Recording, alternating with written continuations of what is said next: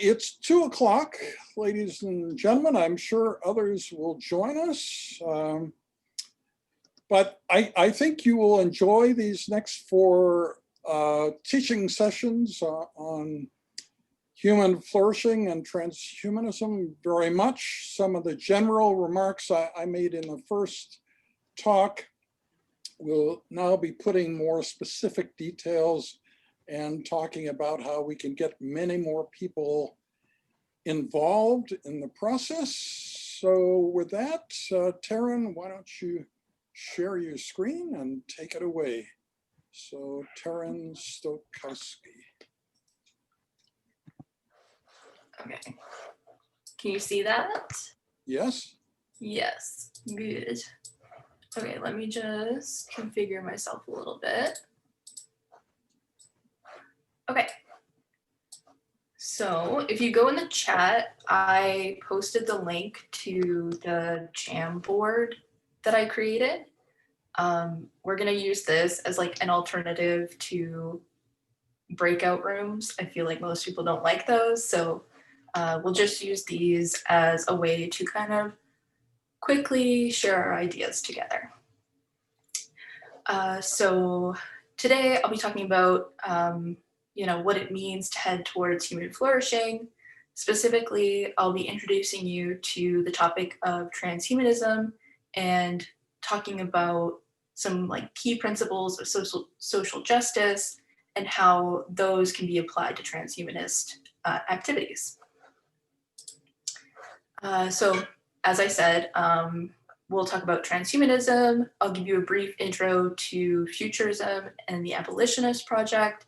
And then we'll talk about social justice. And after that, we'll have a pretty lengthy discussion about post-scarcity abundance and how we can maximize that for the good of all people. So first of all, I am a master's student in the Department of Laboratory Medicine and Pathology.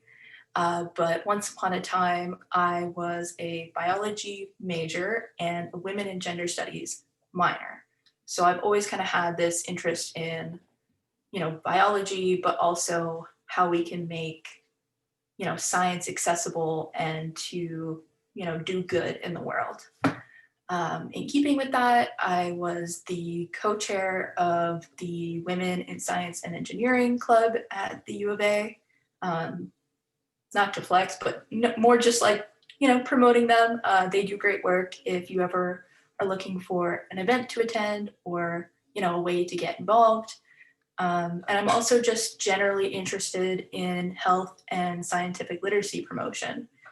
This picture here is me in Madagascar, where I went for a month, not last year, the year before, to do just that, promoting health, nutrition, that kind of stuff.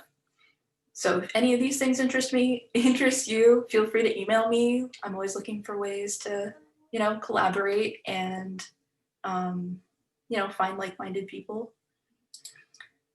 So I prefer to run this as more of a seminar. I'm really keen for you guys to tell me your thoughts, whether you want to unmute yourself and talk, or if you want to just participate through the Jamboard, doesn't really matter to me. I'm gonna go pretty surface level on most of these topics. So if there's anything that you're interested in, knowing more about or having me go into more detail on Tuesday, just let me know, email me, put it in the form, whatever. I do get easily distracted. So if you want to talk while I'm talking, just like put it in the chat. I have it open and then I'll get to you because I will lose my train of thought otherwise. Okay, let's get into it.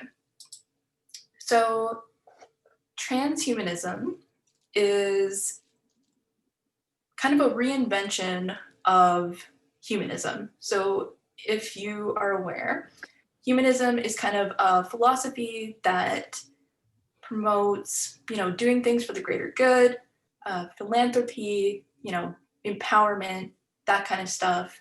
It involves a lot of like rational thinking, psychology, yeah, it has a lot to do, like a lot of humanists will be involved in different social justice projects.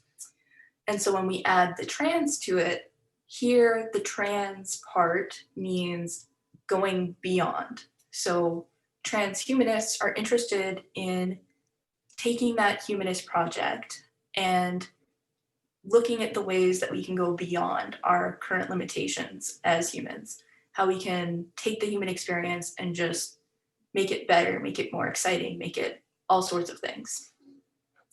But it's a very diverse field. Like I need you to keep in mind that this is a very surface level, and there's a lot of diversity in the thought of what transhumanism really is.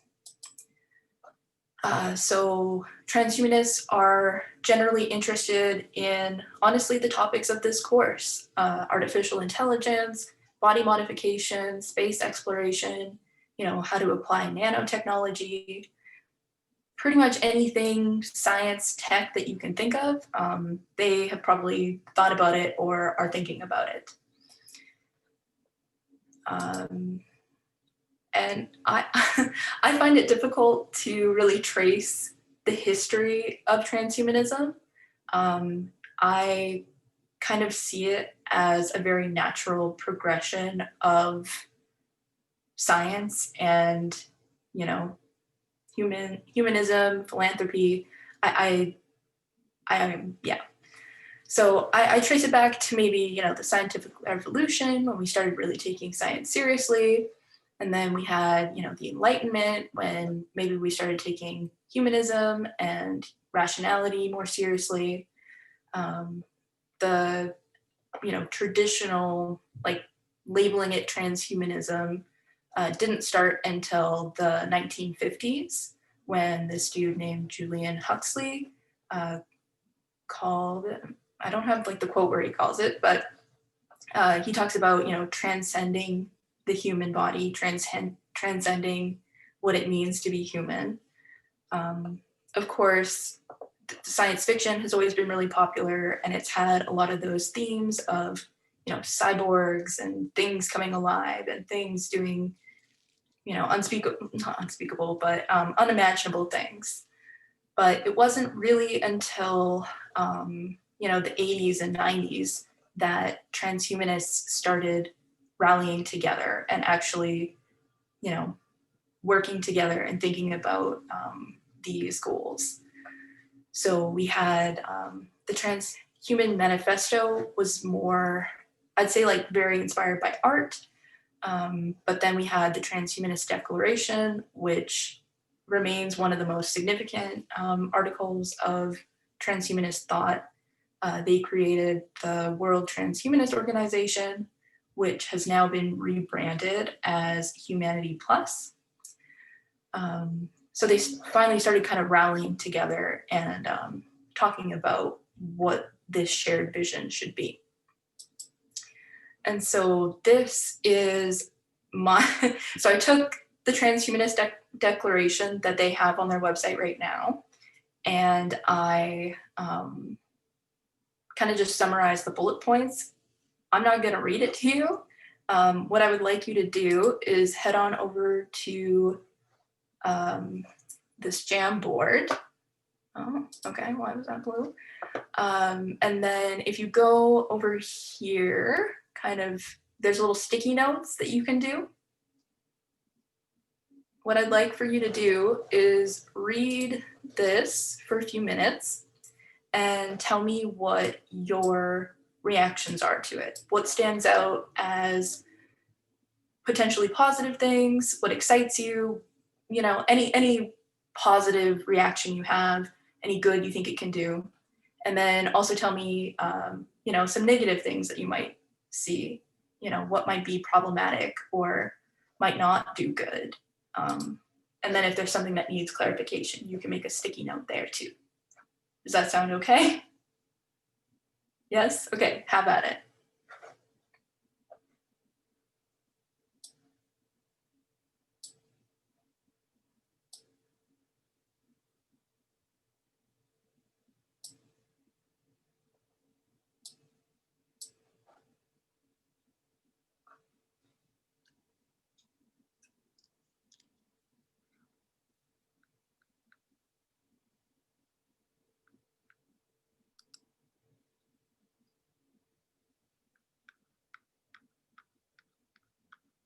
Here we go. So we've got our first one. It's very small on my screen. Overcome previously inevitable aspects of human life. Yeah, I think that's a pretty exciting thing too. Free leisure time. Yes, everybody would like more time. Overcoming aging. Yes, overpopulation is definitely a concern, right? How would we ever support so many people? You know, where where will they live? Ooh.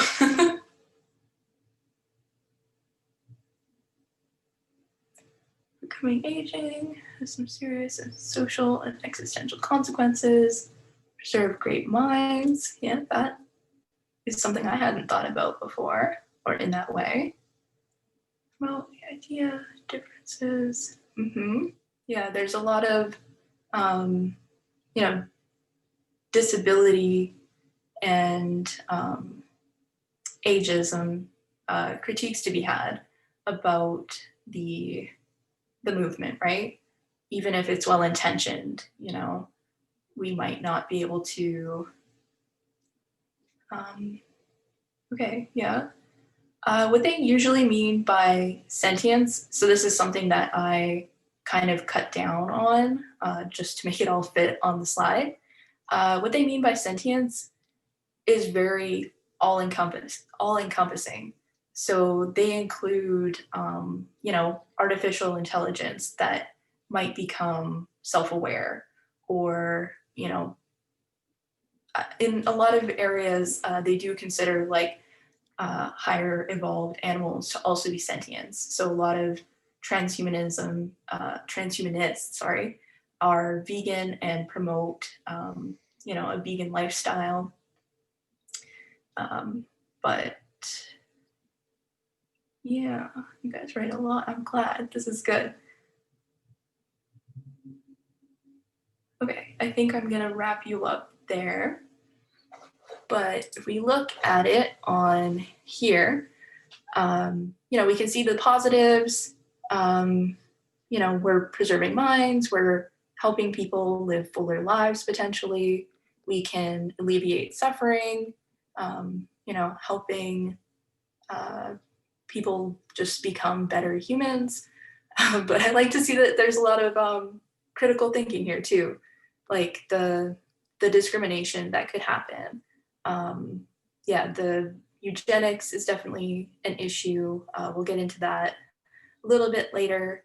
You know, some more logistical problems, like how we're going to do these things and how we don't really know what can come of it.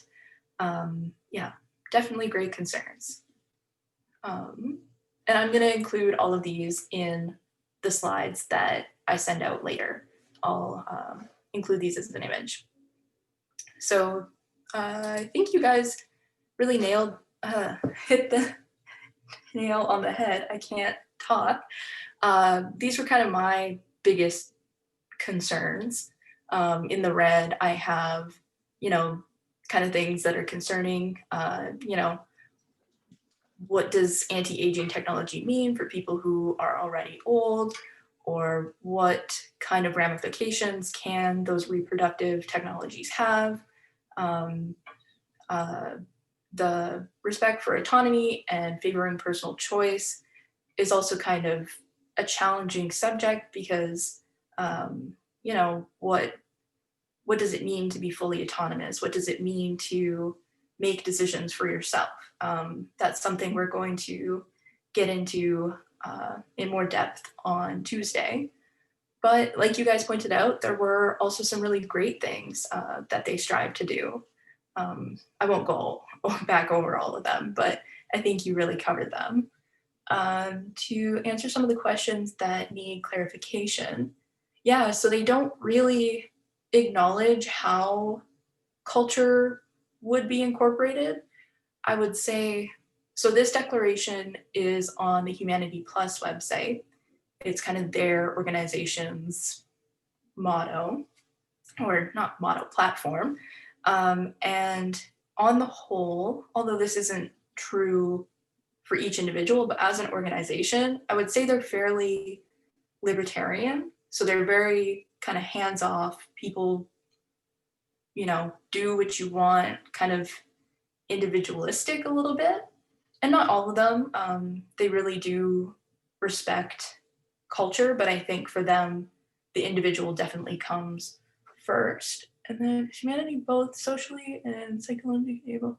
Yeah, that's true. What can humanity handle these changes? They don't really talk about what, it's important to consider the limitations of our bodies too. Core aspects of humanity. Yeah, no, exactly. What does it mean to be human, and what are we even changing if we don't know what it means to be human? So I like that. Good job, guys. As some of you pointed out, there are some pretty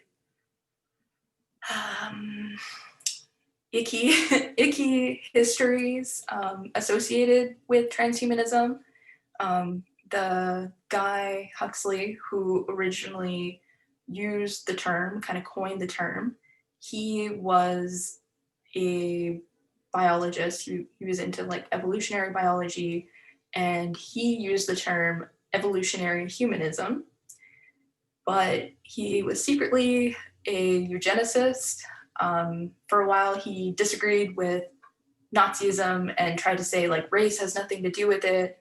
But then if you dig a little deeper into his work, like it's still very problematic, and it's still very problematic.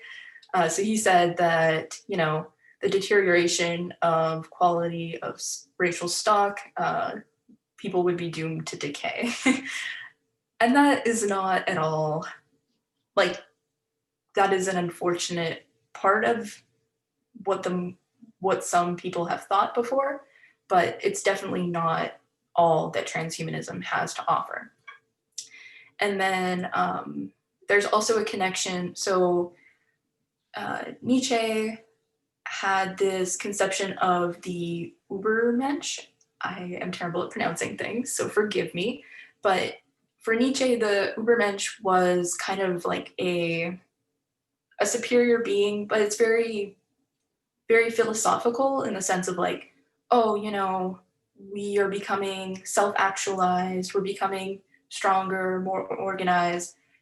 He himself was very against anti-Semitism, but unfortunately, his work was later taken up by Nazi Germany and kind of used as a framework for kind of making an us versus them. So they kind of took that, adopted it, and kind of used that as justification for dominating and enslaving other people. And they would call those inferior people the Untermensch. If someone speaks German, I'm sorry. But it's not all bad. I just think that it's important to acknowledge that it's not all good either, right? We're realistic here.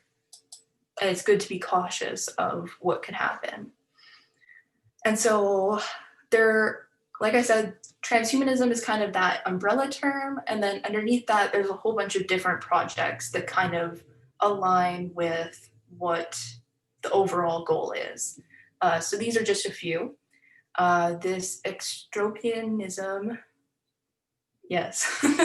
Alex says that we need to remember that the Nazis actually used Alberta's eugenics program as kind of a template for their program. So I definitely agree. It's something that wasn't isolated to really any part of the world. It's an unfortunate part of our past as humankind, that we need to be very vigilant in, not allowing to happen again. Sorry. So Max Moore is very big in the transhumanist community. He came up with the term extropy, which is just like a philosophical term. It doesn't quite mean anything literally, but he uses it as the opposite of entropy. So entropy would be kind of chaos, all things kind of coming together, messy. So for Dr. Moore,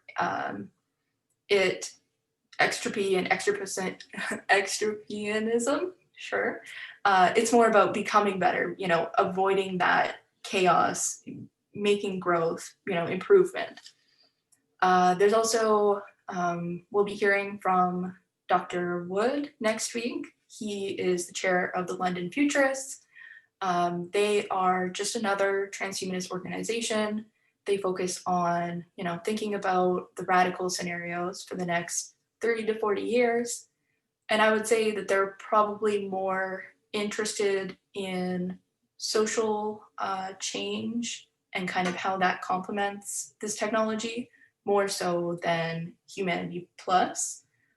That's just my impression of it, at least. And then we also have David Pierce, who will be talking with us, and he started the Abolitionist Project. So for him, he is interested in using science and technology with the purpose of alleviating suffering. So his ideas are very, very exciting and very innovative in how we can, improve mental health, improve the overall human condition. So for us, or for me, I'm going to be talking about these projects in kind of broad strokes. For me, this vision of human flourishing has to involve complementary social and scientific progress. It's really important that we promote universal welfare through science, technology, and rationality, but that we do that in a thoughtful and reflective way. But next lecture, we will nuance these concepts a little bit and talk about why we need to be hesitant, why we need to, be really careful in how we're pursuing this goal. And so coming from that, I would like to encourage you to think of these projects as political. As I'm sure you are familiar with, academics so I use the word academic because a lot of transhumanists are kind of up in that ivory tower. Not all of them, but a lot of them are, professionally trained scientists, entrepreneurs. So I'm using the term academic. But they're held in high esteem. We trust their word. They have a lot of power. Science can be truly revolutionary as technology comes. The world continues to change. And these projects could also lead to potentially harmful technologies. Although technology by itself might be, inert, it might be neutral, we should be more proactive in making sure that it doesn't become harmful, mitigating any of those challenges. And as I said, I have kind of a background in feminist theorizing. So this is a phrase that they coined in the second wave of feminism, which is kind of like the 60s, all being political. And I think this holds true. What they mean by that is that your personal life is not just a random accident, There are political structures, there are institutions, all of these things that impact how you live your personal life, I think like the biggest example I could think of is, intercouple marriages. Like you just want to get married, but the law says no. Even if you're just living your best life, like that's affecting you. But there's also the other way, your personal experiences, your, the activities that you do on a day-to-day basis also impact politics mostly. And the socio-political system, your actions do matter and they do express, certain things, whether directly to politicians or indirectly. And so I want you to think about how these things, have an impact on each other. And then we can talk about norms. So when, I don't know, I feel like norms, I'm going to explain it, but I feel like everyone kind of has a sense of what they are. Norms are socially constructed rules that govern our behavior. And so there are two, main types. The prescriptive norms tell you what to do, and the proscriptive say what not to do. So let's say, I'm a girl. Because I'm a girl, society, the norms in society suggest that I should wear a dress or I should have long hair. But on the other hand, these norms might make it that having short hair, is extra bad. It's not just a matter of do one thing, but it's also a matter of don't do another thing. And then these norms can come from, different areas. We can look at norms that are found across the society. Maybe there's norms that are especially prevalent in your city, your community, and then maybe others are just your inside jokes with your friends, or maybe you're part of an activist group, or maybe your sports team does stuff. But these all impact how we behave and how we think. And then I like this picture. It kind of exemplifies the different intensity of norms. So, maybe this one's called folkway. Maybe there's less pressure to adhere to that. But if we start going up, you feel more pressure to abide by certain things. So yeah, I just want you to keep in mind, do things, don't do things, the different spheres that impact you, and also, the intensity that one might feel. Another important concept is structural inequalities. So what we mean by this is that there are practices embedded in institutions that affect people and disproportionately affect them. So these can include, spatial differences, business practices, different policies. This isn't an exhaustive list, but within this institution, these rules and regulations can impact people differently. What do I mean by that? So let's say we're looking at the healthcare system. If this yellow line person, maybe they happen to live next to a really good facility, or maybe they have access to a vehicle because certain, hospitals in the healthcare system are better funded, have better resources for whatever reason, their care goes up because they're able to get there. Maybe this person also has funds to skip the line. Maybe they're able to, it's a policy that if you can pay $800, you can get your MRI faster or what have you. So because they have these privileges, they might have a better outcome. Whereas maybe someone who works full time and isn't able to see their doctor because their doctor only works during business hours, they have to wait longer and they end up having a worse outcome. And so, yeah, I'm impressing this upon you in the hopes that you'll think about how these structures can be really, really sneaky. We don't often think about the way that these operate.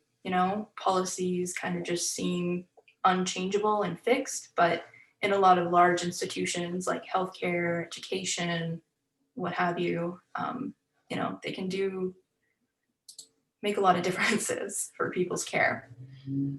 And then this is the feminist buzzword. So if you ever are in a feminist circle, this is their favorite term.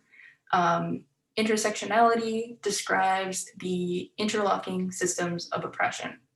What do we mean by that? So, if you think about racism, someone who is a person of color might experience more discrimination, more oppression than someone who, is in the, like, looks like the majority.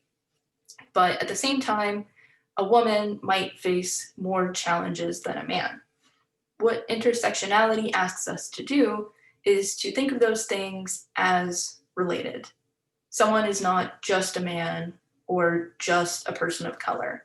You know, they are those, like, all of these things at once, and that affects how they experience the world and how they interact with these institutions, interact with these norms. Yeah, so they're subject to all of these things at once. So, you know, maybe this square here is a guy and he doesn't experience a lot of sexism, but maybe he is a person of color, so he's over here.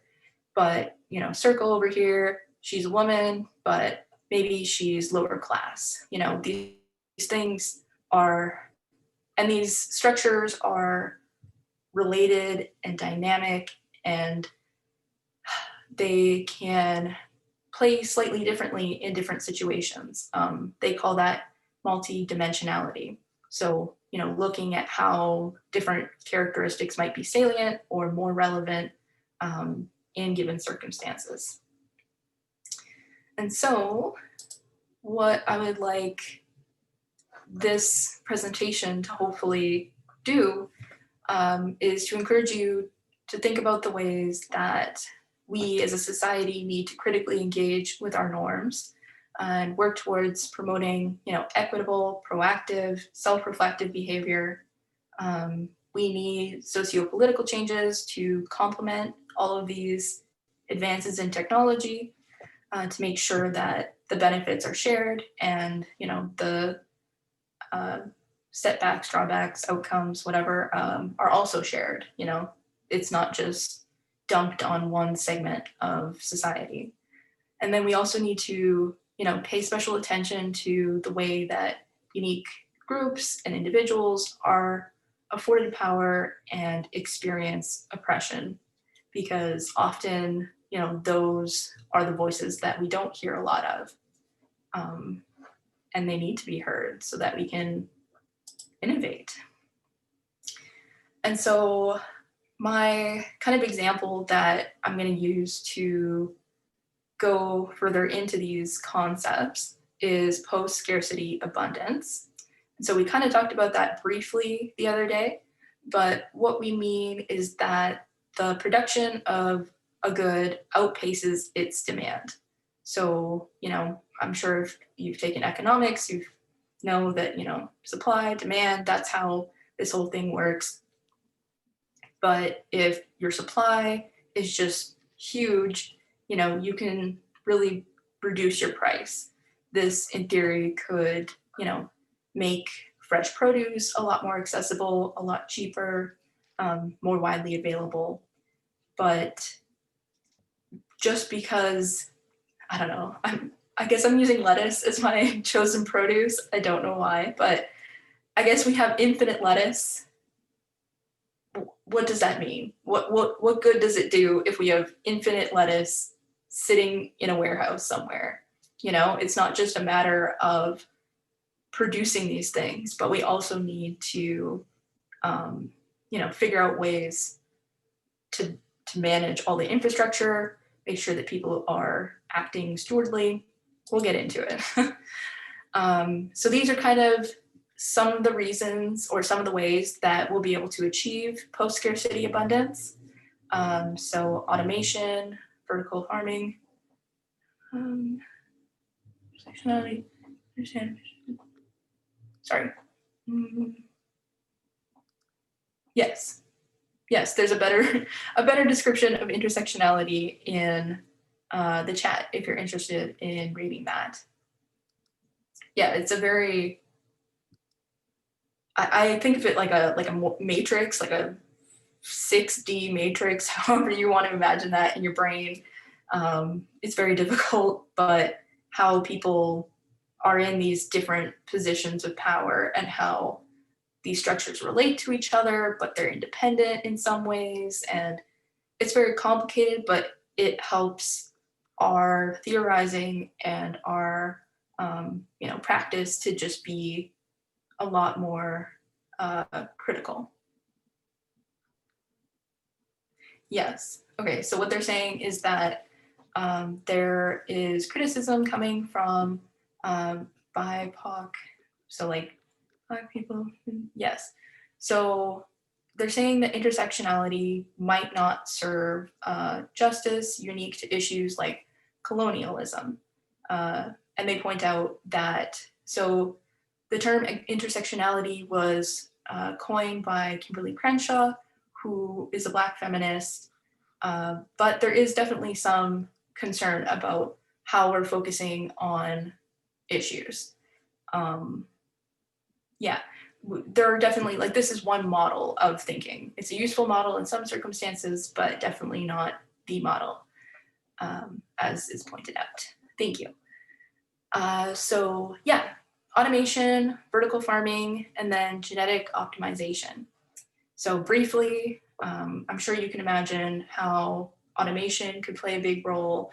You know, you program a robot, it has to go cut, you know, plants in rows 1 through 12 every 5 days, blah, blah, blah. You know, like I forget to water my plants sometimes. So if we have automation, it knows how to, it knows when to do it. It can infuse certain nutrients. It can have a feedback. You know, it can do a lot better than I ever could. With vertical farming, we can also really maximize the amount of produce that we're able to make, you know, stacking things on top of each other. Just, it's a very simple infrastructure solution, but it's very ingenious nonetheless. And then we're going to talk more about genetic optimization, which you might, yes, we're going to get into that. I'll come to that later. And so I will talk a little bit about GMOs. I'm not interested in getting into like a super technical argument about it. We can later if you want to, but what we really mean by the term GMO, or genetically modified organism, is transgenics. So transgenics are when we take a gene from usually a different organism and insert it into our plant or whatever organism of interest. And so there's a lot of controversy about this, but what the majority of these crops look like, there are, they call them BT crops. They produce a protein that I think the bacillus is a type of bacteria, and this bacteria is a bacteria. It produces a toxin that is, it's toxic to only certain kinds of insects. And so by adding this gene into the genome of, you know, regular plants, these insects die when they try to eat them. So it can potentially reduce the need for insecticide. And then there is also Roundup Ready crops. And so these have a gene that enables them to be resistant to the like weed control Roundup, which anyway, so this will prevent maybe weeds coming in and taking over the crop or using those nutrients. It saves a lot of time, saves resources, makes it easy to just, you know, use Roundup all over and call it a day. Otherwise, they would kind of also experience the effects of the Roundup and they would kind of suffer a little bit. Other things that have been done, so it's possible to, you know, tweak a gene so that it, you know, produces bigger or more or whatever of a gene that's already there. I think they've done it already, but they've engineered a certain type of rice to produce more vitamin A. There are some children in the world, some areas of the world, I guess I should say, where children don't get enough vitamin A in their diet. So by you know, making this new type of rice, they are able to meet that need. They've also they've also manufactured plants that can fix their own nitrogen. So you don't need to apply, nitrogen fertilizer. And they have also started working on different plants that can resist, erratic weather, all of the climate change things that are coming our way, but just be more resilient.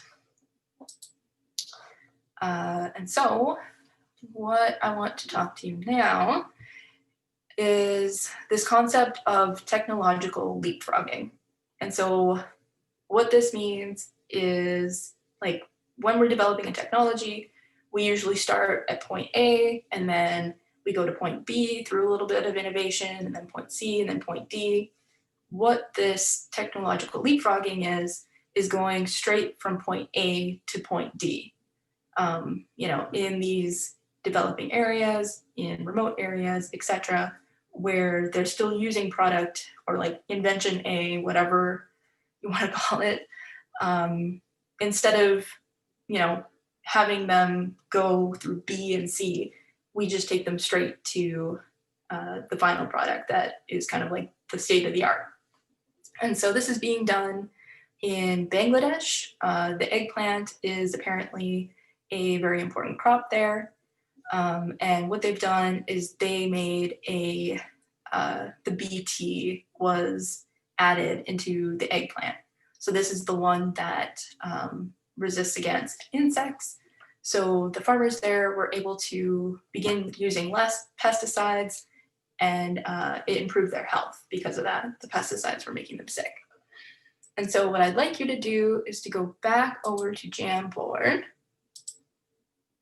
and we can talk about what positive outcomes you guys think there are with using this technology, with kind of handing over this technology to, the Bangladeshi people. But what are some potential negative outcomes? How might they be exploited, or how might it lead to, cultural challenges, or are there cultural challenges? I'll give you guys a few minutes to put down some more sticky notes, if you will, please.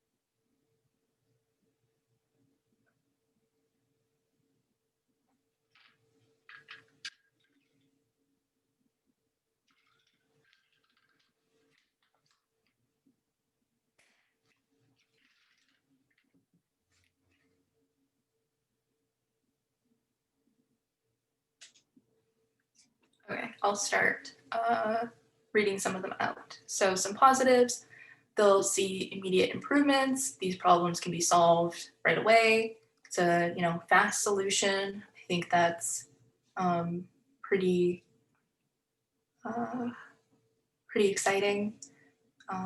Immediate needs are met. Fundamental needs are met. Yeah. So if Maslow's hierarchy, right? Like if you're able to help them meet those physical needs, then they can kind of start worrying about higher order. I don't mean it like in a bad way, but they can start focusing on other issues if they're well fed. But I'm glad you guys also see, and then of course, reducing the amount of chemicals that they need to be exposed to, also very good, right? Because those chemicals could leach out into the environment and have all sorts of downstream effects. What do we have for negatives? So yeah, very, very insightful. Top-down initiatives don't usually consult local farming. Yes, this was a big concern for me too. Like how are these people going to be involved in this practice? Are they going to just be told, like, here's your seeds, go have at it? Or are they actually going to be involved in designing and implementing and having a say in how things work? Making other crops BT resistant, sorry. I'm not sure if that's possible. The way that the BT works, it targets like their gut protein, like the insect's gut. So I don't know how fast that would evolve, but I mean, it definitely could happen, right? Original strain disappears, meaning that other species will use this strain. Butterfly effect, yeah. Yes, making sure that the infrastructure that's given to them is sustainable and, you know, can actually allow these people to continue having these things. It's not just like, here's your seeds, I'll see you in 10 years, right? Yes, GMO seeds do need to be produced more, bought more often. Band-Aid issue, yeah. Superstar, yeah. I think you guys really got them all. I'll let you read the rest of them while we move on. But like you guys said, you know, the seeds are often patented, and they are often designed so that they're Terminator seeds are designed so that they cannot be reproduced. It's just like a single crop, and then it's done. And so that makes it problematic, because if you can only get these seeds from one company and you need to get them every year, like they kind of have control, right? That puts a lot of control into their hands and doesn't really allow for those farmers to, you know, take the role on themselves. You know, there's also potentially reliance on Roundup, which is kind of the same problem. I think it's Monsanto that produces Roundup, and so they also made the Roundup ready crops. And so you need one of their product, like if you need one product, you need both products. And so that's also challenging in pricing. I think you guys hit this. But then even when we think about applying these, like how GMOs are being used in, you know, Canada, oh, hello. You know, there's a lot of resistance to GMOs here. And, you know, for these reasons and for others, I think some of that concern is very valid. I don't think that I have a background in genetics, so I'm kind of biased. I understand that.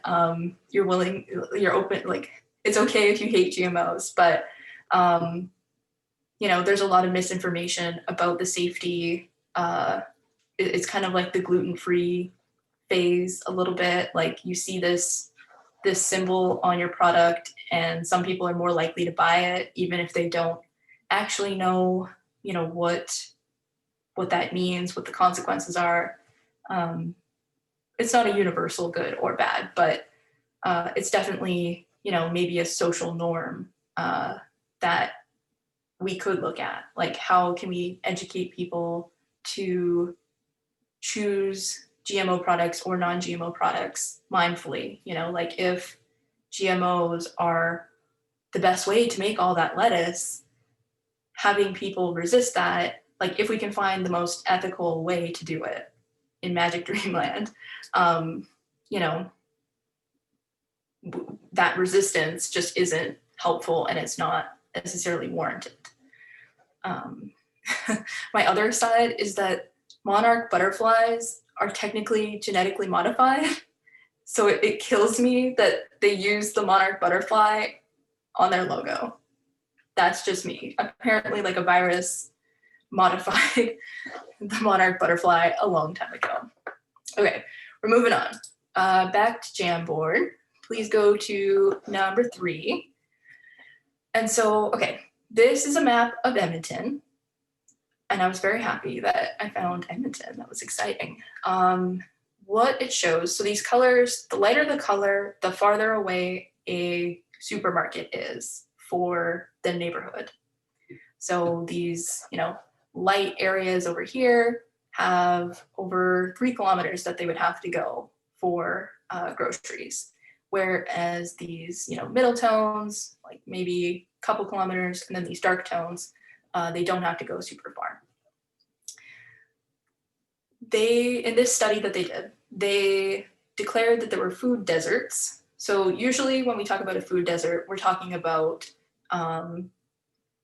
areas where it's difficult to access fresh produce.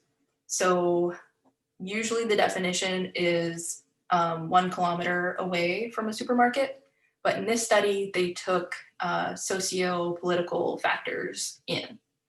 And so looking at these red dots, thinking about like, who do you think would struggle the most because of these challenges? Like who is going to be disproportionately affected because of the distance of the grocery store, of, like I live right across the street from a grocery store, the one downtown, and it's a very, very busy grocery store, but all the prices are so high, all the produce is just so expensive. And it makes sense to me why it's easier for me to just buy a ready-made meal or buy something from the frozen section or processed food, because getting all the fresh ingredients, it's tough,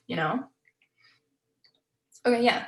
So we've got people saying, people who are experiencing poverty, experiencing homelessness, people who, don't have a vehicle, gentrification, rural areas, those with dietary restrictions. I wasn't expecting like a whole bunch of answers for this one, but when they did their study, these red dots, I'm not going to go, they did some cool math, and they factored in, the accessibility, and in these red dots, people have obviously like the low accessibility, but then there's also low income. Low income is often also kind of associated with not having access to your own vehicle. How are you going to get to the store if you don't have your own vehicle? These areas also have a really high population density, which makes it extra upsetting that there wouldn't be a grocery store there. But they also looked at, I had so many versions of this picture, like with all their different factors that they looked at, but it was a bit too much. But like you guys said, people who have mobility challenges, the elderly, people who can't walk. Like I said, I live across the street from the grocery store, and I hate walking there. It's not far, but I hate it. And so I cannot even imagine having to go that far as someone who maybe has difficulty moving in the first place. Anyway, but the location of these stores doesn't happen by accident entirely, right? That's kind of where this structural inequality comes in. They put stores where there's land and all the things, but if there was really motivation to serve these communities, they would be served. Does that make sense? Like, it's a sweeping generalization, but what I'm saying is that these things aren't necessarily just, like a coincidence, all the cities in Canada have food deserts in the middle. Like, that is a reoccurring problem, and it's something that would need to be addressed, right? If we're going back to having our infinite lettuce in our warehouse, it doesn't matter if we have all the lettuce at all these stores if people can't get it. Looking at map density is not high in all those areas of Edmonton. I don't know the exact, I can send you the paper, it's down here, but they looked at like population density, and they also looked at like income and all those things. Another concern is food waste. We have infinite lettuce, or we could have infinite lettuce right now, but we throw out 2.2 million tons of edible food each year. If we didn't do that, we would have all the lettuce already, right? Like we throw out, I think this statistic was from 2017. You know, we throw out a lot of fruits and vegetables. We throw out dairy and meats, leftovers, you know, like this statistic is not including things like bones or like coffee grounds, like things that you like can't do anything with. These are things that could legitimately be eaten. And I think this reflects like, you know, a cultural attitude and a norm, if you will, of not prioritizing this as an issue. But it also reflects infrastructure and, you know, higher level things, right? We don't necessarily have ways to dispose of our food waste in good ways or in the best ways, or, you know, maybe if we're at a restaurant, we feel bad taking the fries home because we're only taking the fries, and, you know, like we don't, yeah, it's kind of a dual issue. But the problem with this is that when, you know, especially vegetables, when they end up in the waste system, when they're trapped in the bag, it's an anaerobic environment, and this causes them to undergo anaerobic respiration, which produces a lot more methane than if they were, you know, properly decomposed, properly broken down. And so we're not only just throwing out all of our lettuce, we're making the planet. I hope y'all are familiar with the fact that like methane is a greenhouse gas. It is, you know, a contributor to climate change. I'm not saying that all of my lettuce is like driving climate change, but it, yeah, it definitely, you know, doesn't need to happen. And so this is like a little schematic describing like how we're getting our lettuce. You know, we're getting infinite lettuce at our little farm here. How are we going to make sure that it doesn't end up in the landfill? So I'd like you to go back to Jamboard, and I've kind of made it like a little timeline. If you can, you know, add ideas about, like, tell me what you want to do or what you would do and where you would put it in that chain of events. And if you really want to go the extra mile, you can tell me if it's a structural change by making the sticky note orange, or if it would be a social change by making the sticky note green. Okay, go ahead.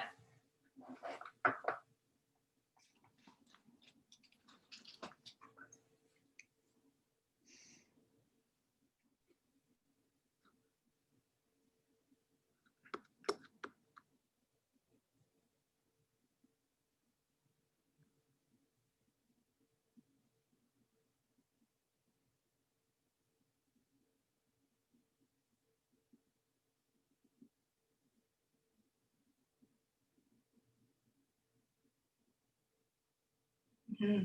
Yeah, compost program is definitely something that Edmonton is lacking. Reducing overconsumption, yeah. You know, having people, like teaching people how to meal plan, having, you know, actual conversations about how much food you need and how much food you need to buy. Mm-hmm. Yes, the ugly vegetables. Definitely, definitely. We don't like our banana to be dented, but does it really matter? Communal canteens that provide. Mm-hmm. Ooh, this is an interesting one. Kind of like a communal cafeteria. Hey, I like that. Yeah, like producing food in bulk as a community so that we can, you know, make sure that it's all used. I like that a lot. Automated harvesting. A lot of crops died during COVID. I didn't really know that. I just hadn't thought of it, I guess. But yeah, you know, setting up systems where yeah, they can actually rely on that and not have to worry about, you know, having the manpower to do it. Or like, I know I grew up on a farm, and they would always freak out when they had to like get the hay off the field, but then it was going to rain or it was going to snow, but they didn't have enough people to like do anything about it before that happened. So we had, you know, technology like that. You can just easily like send it to the field and get it going. Make flat buildings. Oh yeah. Ooh, I need to read more about France, it sounds like. Rescue foods, blah, blah, blah. Yeah, no, these are some really great ideas.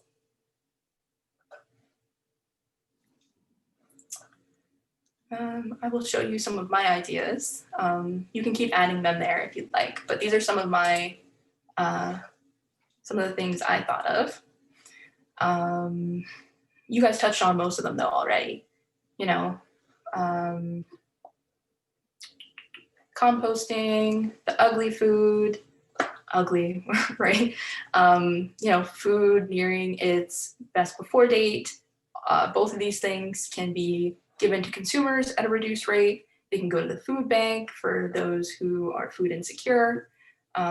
If you're, you know, interested in this kind of the best before date type of food, you can download Flash Food, not a sponsor, and you can coordinate with the store to actually pick up food that is still good but nearing its expiration, and they don't think it will sell. I'm not sure. I called it the Walmart algorithm. I don't know what it would actually be called, but the way that Walmart does their product ordering is that they, you know, when an item is bought, it goes into the algorithm, and they kind of use artificial intelligence to decide when things need to be ordered, how things are going to be shipped together. I'm sure this isn't exclusive to Walmart, but, you know, kind of scaling up how that might be done. And then, you know, trying to maximize the freshness so that it can actually stay in the store longer, getting delivery to people so that they can access things. Yes. Okay, Alec agrees with me. It's very crazy effective the way that Walmart gets stuff from one place to another. I don't know how they do it. But we can also teach people how to like properly store their vegetables, you know? You get your lettuce, it's amazing, and then you throw it like right next to the freezer, and it freezes and it's gross and nobody wants to eat it anymore. You just didn't need to do that in the first place, right? Like, we need to make more of a social change in that regard. I'm guilty of this. I let my leftovers sit in the fridge for too long, and then they get gross, and then they get thrown out. So if we normalized and encouraged people to actually eat their leftovers, take their leftovers home from the restaurant, like bring their own baggie to the restaurant if they know they're going to have like a big meal. Like, it feels like if I were to do that, I would feel awkward and weird doing that. But I mean, that's the best way we could do it. Like, take your own little Tupperware, like, cute. But yeah, the compost infrastructure, we are having the anaerobic digestion facility open up in Edmonton soon, apparently.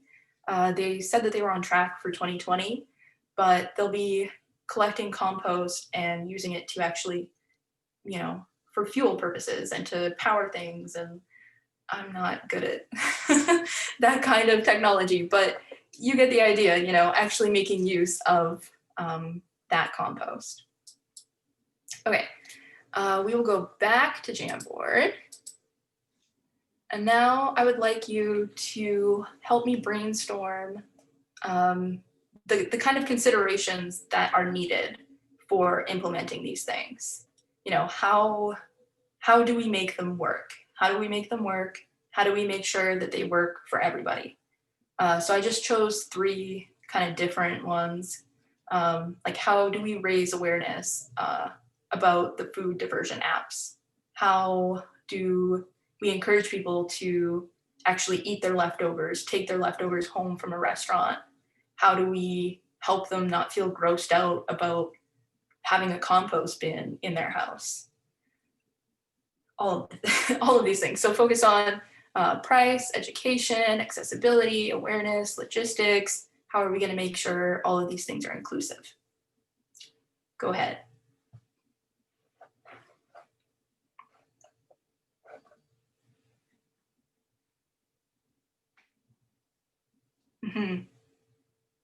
Yeah, I do like that. They say, teach that the best before does not mean bad after. Some products are pretty flexible with that. Like, I don't know, I've eaten yogurt like a long time after I was supposed to eat it, but it doesn't really, like, it's okay, you know? People get all weirded out by that.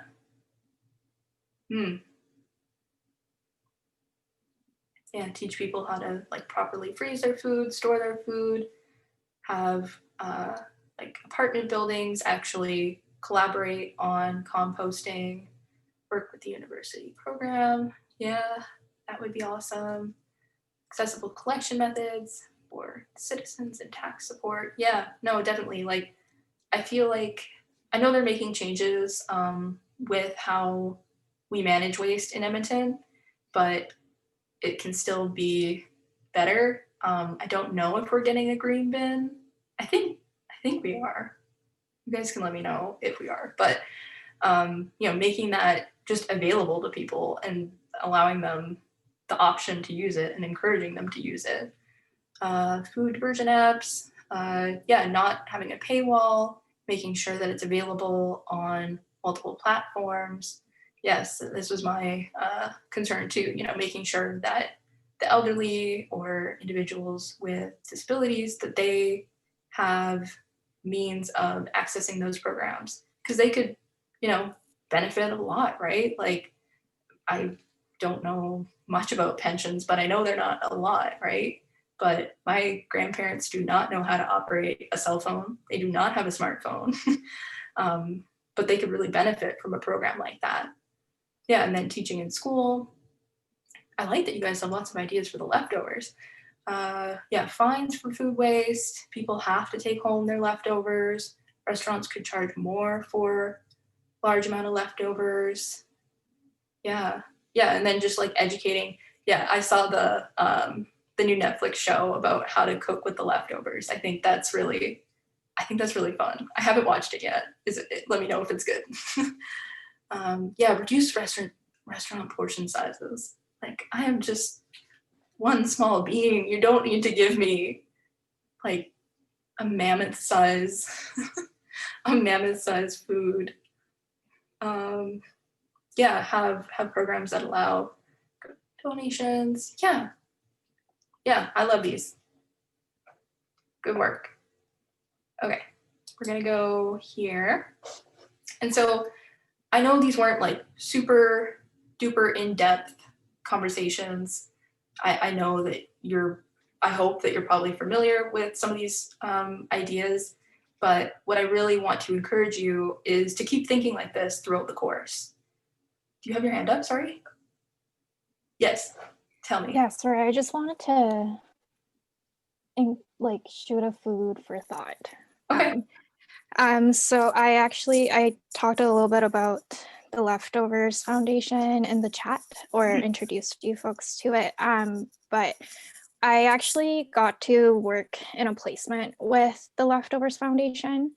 And one of the big challenges that I saw was that the way that rescued food right now through food rescuing charities, the ways that food is distributed only is done through social agencies, like local social agencies in Edmonton and also in Calgary. But if we're going to actually address food insecurity in poverty and homeless communities, we also have to like recognize that there are people who are homeless or who are in poverty that actually are not or are unable to access local social service agencies. And want to give that thought, or I think like it's important for us to start asking those questions and think about how can we kind of walk away from only being involved at a structural and institutional levels of redistribution of power and resources. And I think it'll be really interesting to have that thought in the back of our minds when we're talking about technology and how we can bring like social justice, because like a lot of times people who don't access social service agencies are the ones that are the most marginalized and the most invisible. And it's really hard to see them. Like I only know those people exist because I work in the homeless community, you know? So yeah, I just wanted to point that out. No, I definitely, like I said, like this was kind of an introductory, like, hey, norms are problematic sometimes, structural problems exist, but I think you're right. Like there is a lot of nuance to be had here. Fitting that in a short lecture is very difficult, but I appreciate that. Yeah, I think like we also have to like understand and not be like frustrated with people for not, you know, like they have their own reasons for not being able to interact with, like engage with those programs, right? Or maybe they're just not comfortable or they can't get there or whatever it might be, right?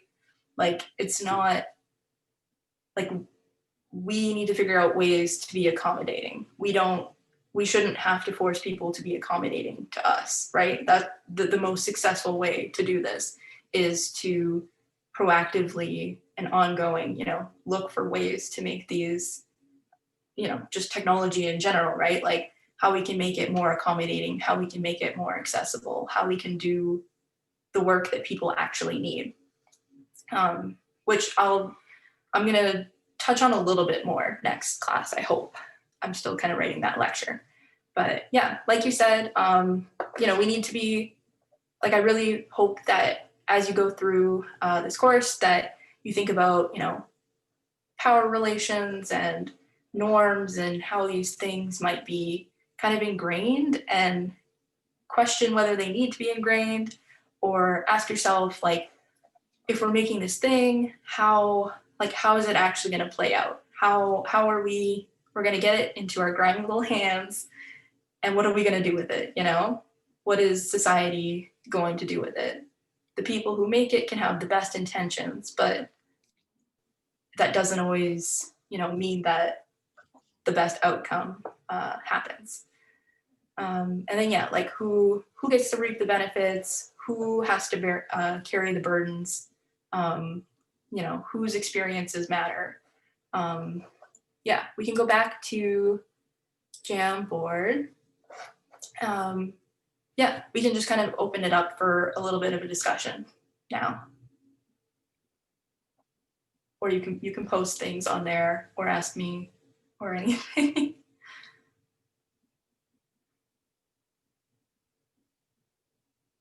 Or things that you want me to touch on more next class. So next class, I will be talking about the concept of autonomy and what it really means to be autonomous. You know, how are our choices shaped by different factors? You know, how do we exercise autonomy? And then I'll also be talking about scientific literacy. And if you're interested, like, I'm planning on using kind of Neuralink as my big example, but if there's like a different kind of technology you're interested in, let me know and maybe I can do that one instead.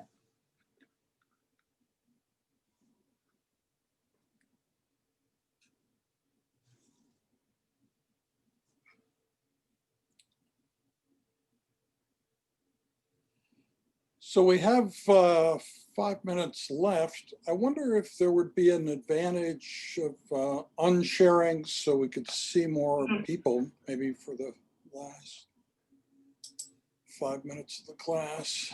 One of the things that I wanted to just mention is that every other developed country has a longevity organization and somebody in charge of it, except Canada. I don't know why that is. I've been pointing this out for most of the duration of the course. And there's never been a student who actually had any enthusiasm for taking on that role. But you live in a country where uniquely there's not like a high profile person who's, fronting longevity or even healthy aging. There are a number of things on the sort of health part of this where surprisingly there are leadership roles. Like the other longevity organizations would love for Canada to have a comparable organization. We just don't. So,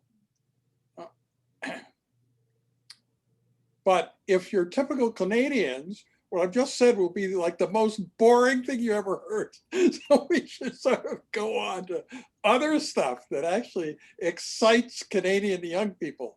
Yeah.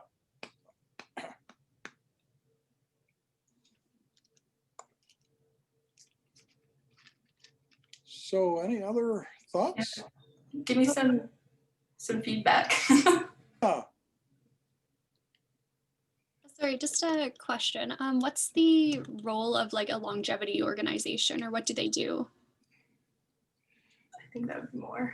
Yeah, so I guess one other way to look at it is what is the health side of transhumanism once you've sort of eliminated most current diseases and so on, right? So I think that's kind of what the role would be, to kind of foresee what the health side of human flourishing would be long term.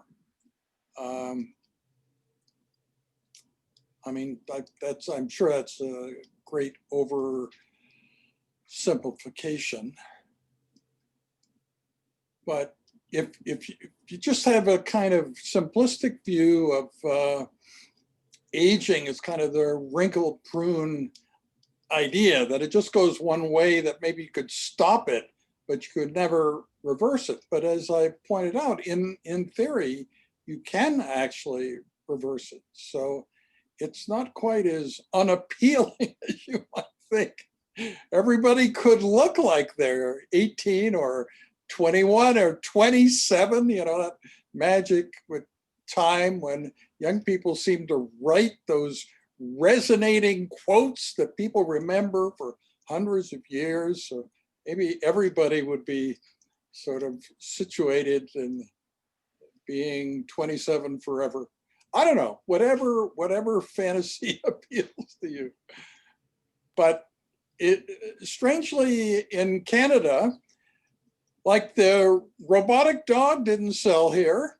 Absolutely not. And longevity isn't selling here either. So there's certain things about Canadian culture, that they're probably sort of accidental though, right? So it's not like those things are a really bad idea. It's just that accidentally there's nobody in Canada going after those particular things. Or maybe Canadians just don't fear death. One interesting thing I was thinking about that point you made about like, oh, maybe like people will be like biologically like 27 or 25, like ethically, like that brings in like a whole bunch of questions, because like, would you still have that same mental age, and like you might need to like, I don't know, rewrite like voting laws or something like that, like Right. what, like I guess, but like social I think changes. most people have the assumption that life peaks and then it's all downhill, right? That has not been my experience at all. I think life keeps getting better and better, but yeah, that's a very commonly held opinion. And then you can imagine all sorts of strange decisions if you decide when that peak is. Differentiating people like, over 27, under 27. Like, the joke in the 60s was, don't believe anybody older than 30, could only believe people younger than 30.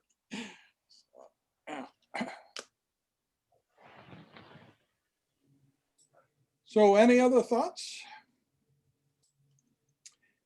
It's 3:20, but we can keep on going. It's just that some people will leave because like they have other courses and things to do, you know, but. Thank you guys. Was Yeah. it, would you say, like with a class this diverse, I wasn't really sure like how deep we should go right off the hop.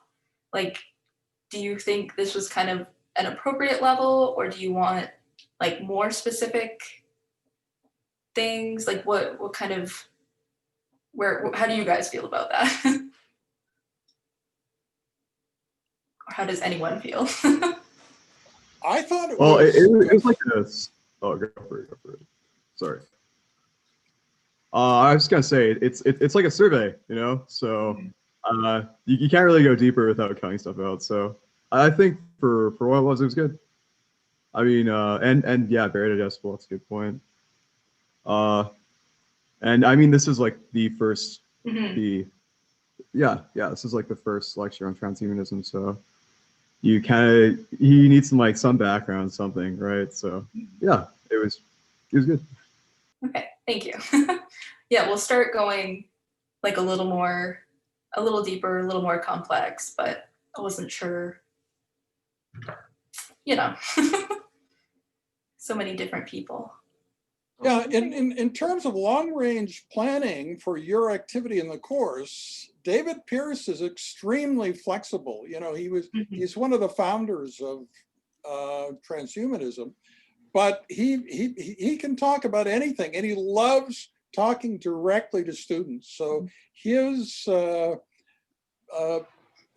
most pleasurable way of running the course is having you guys ask him questions. So this doesn't have to end on the 21st, although I expect the 21st to be really, really exciting. So then the next week, while you're doing space stuff, you can be thinking in your back of your mind what you're going to pose to David Pierce when we get to him. So this general plan of thinking and, you know, thinking how this course could be really consequential. You know, in theory it can be, but up until now, you know, we haven't really changed the world in a really big way, but, you know, that doesn't mean that we can't. So why don't you think about it that way? So it wouldn't have to just be Edmonton, you know, first Edmonton, then the world kind of thing. So, right? Yeah.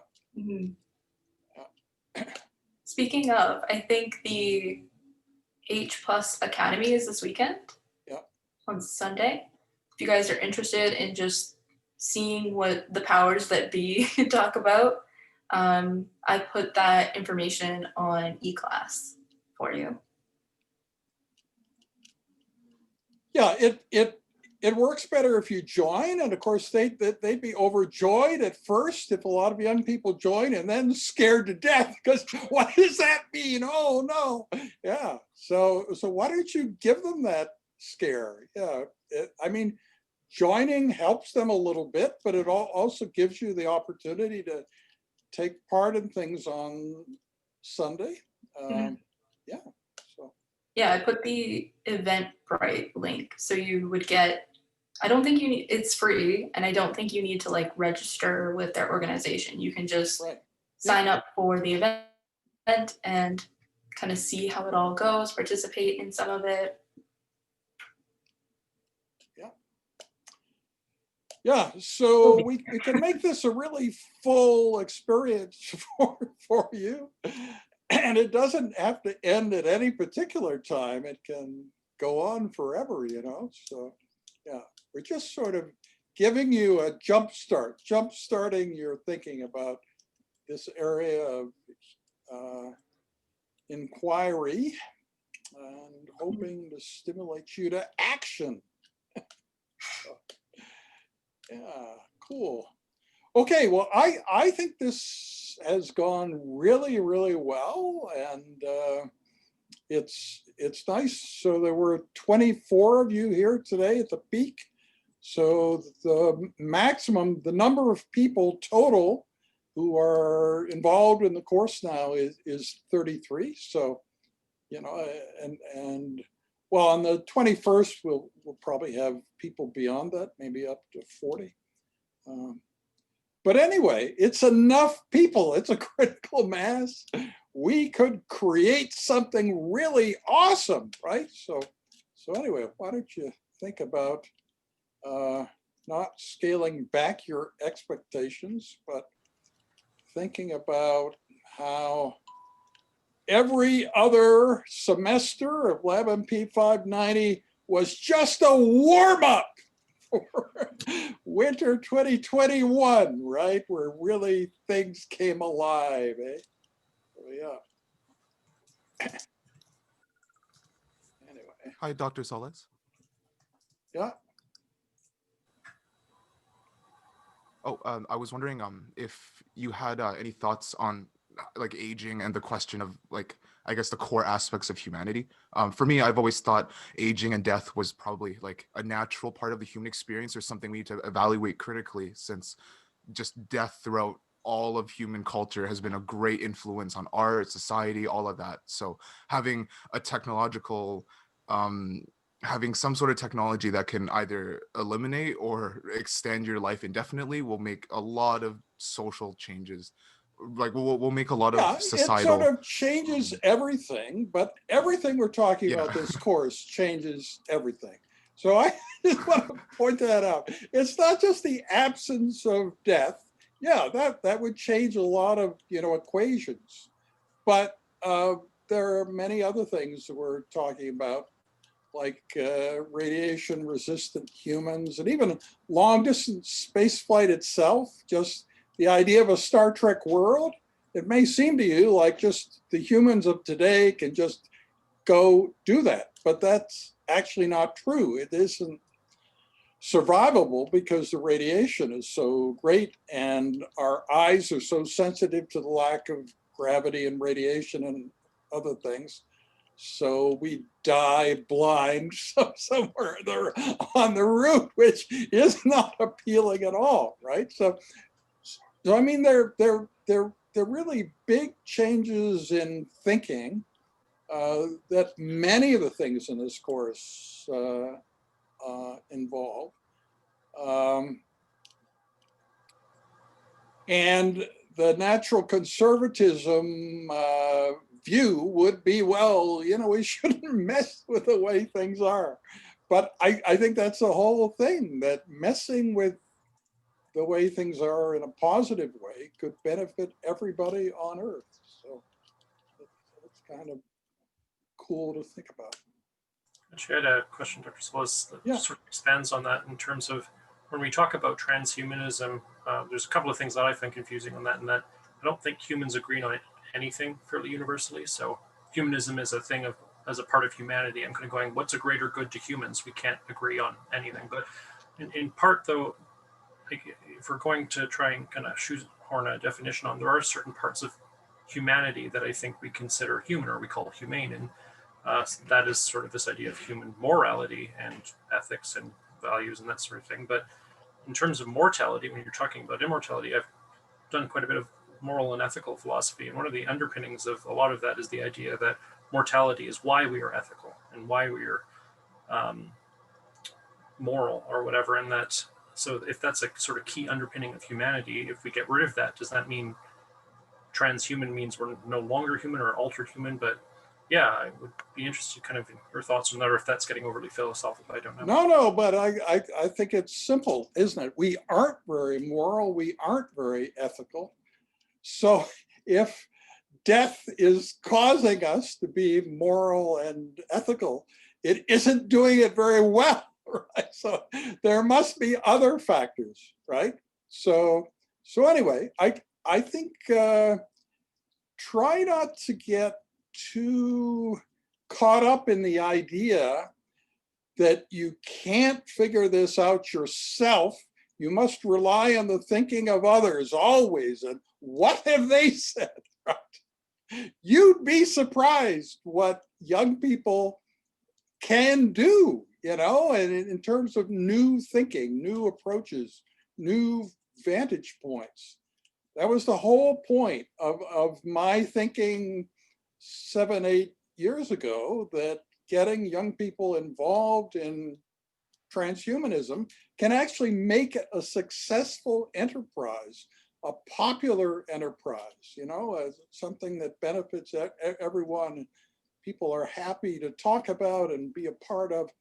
So that's what Taryn will be talking about also next time, and David Wood the time after, both times, 7:30 too. And I appreciate, like, there's certain things of like, oh, there's like things, anything can be done. But one of the things that I found kind of interesting, and especially in talks of, you know, what will the future look like that were done in the 50s and 60s, we'd all be in hover cars and things like that, is it talks about like what might be possible, and maybe some of that times that goes outside the bounds of the timeline, but no one ever seems to talk about how will that be implemented and how is that realistic. And for me, when you talk about how medicine is going to change, I certainly think it is, but the timeline you say, I'm like, whoa, that's amazingly fast. But that again, we're in a period of time in history when everything's amazingly fast. So maybe I can't appreciate that, but I don't see. Okay, I'd like to know, like, how do we get there? You know?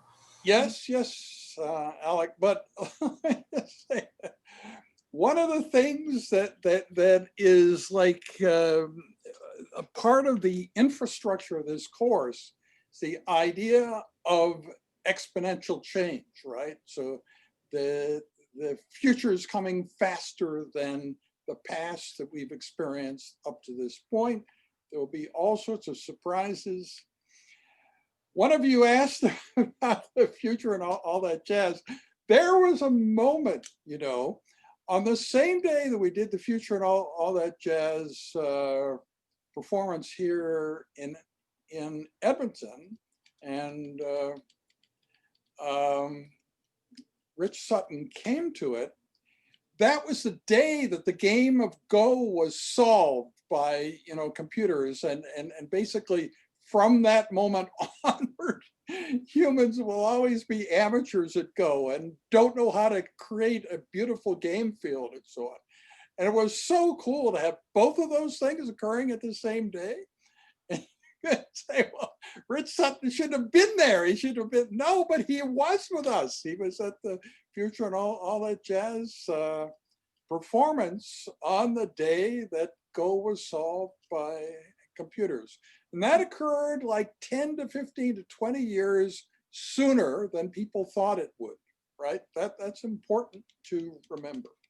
So there'll be other positive surprises like that. That surprise didn't harm anyone, and it taught us a lot of stuff. Like, why is it that humans have never created a particular beautiful Go game board? I don't know. It's just possible, I guess, for us. But they're just, you know, configurations there that we would never think of, that we now realize are superior to what humans can do. Mm-hmm. So it's exciting to think about those things. And a lot of the limits you think are there, think, well, there's existing knowledge here and it says X. Yeah, but you could add considerably to that in a way that would change everything and any one of you. Yeah, so anyway. I mean, I totally agree with you from the technological standpoint. I just don't believe very much in humans these days.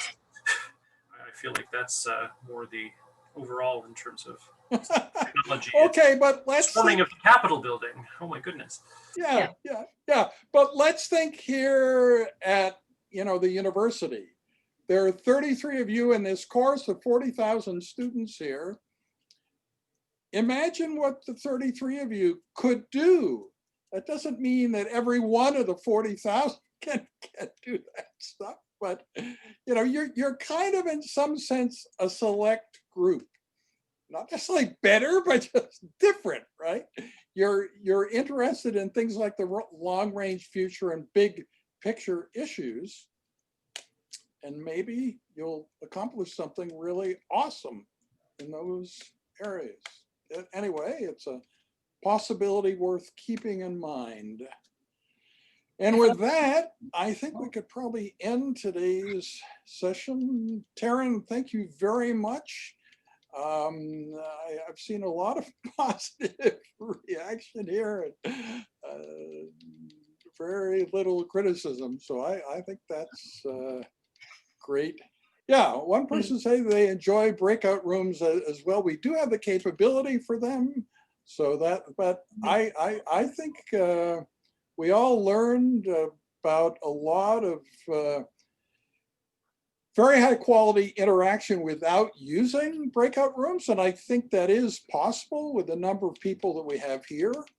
Now, my account allows up to 100 people, but if we did have 100, we'd need breakout rooms for sure. So as the numbers go up, we'll reach a point where we have to do that. But what we did this time, I think, worked perfectly well. So yeah. I have a response to Alex's first question. I think you'll really enjoy David Pierce's lecture. He does talk more about like that kind of not high-minded, it's not the right adjective, but like he does go deeper into kind of the philosophical underpinnings of these things. And I think it's important to clarify that, you know, life extension and all of those capabilities don't necessarily mean people won't die, you know, like maybe it'll just extend their life longer. They still have that threat of death, or maybe they can die from like natural, like if they get in a car accident, maybe they'll die, but they might not die from cancer or whatever, right? And so it's possible that that kind of moral structure that you're talking about can kind of remain intact, but maybe change over time as we kind of, like, I don't think any projections put us at, you know, dying today and not dying tomorrow, right? There will be that time in between. But what what David Pierce will talk about is how technology might actually help breed super empathy. He has some really interesting and like they're very radical and very far out to like the normal person, but for like a philosophical sense, I personally find them like very interesting. You know, if we were able to improve empathy, whatever that means, right? Like I'm not suggesting one particular occurrence over another, but if we were able to actually change empathy and change, you know, certain conditions that maybe lead us to more conflict or maybe lead us to behaving more immorally, you know, morality would have to shift, and that comes with its own consequences, of course, but it wouldn't have to be like overnight, and it wouldn't have to be like totally stripping back. Is that fair? Yeah. One of the things David Pierce talks about, for those of you who have cats, you know, your cat spends a long time of the day plotting what it's going to kill next. And with you helping it, it's sort of looking out your window, thinking, that's what I'm going to kill next, and this is the way I'm going to kill it, right? So David Pierce is talking about reducing suffering amongst all animals. So like you'd provide cat-like animals with food without them having to kill anything, and gradually teach them that they can spend their day in some other way.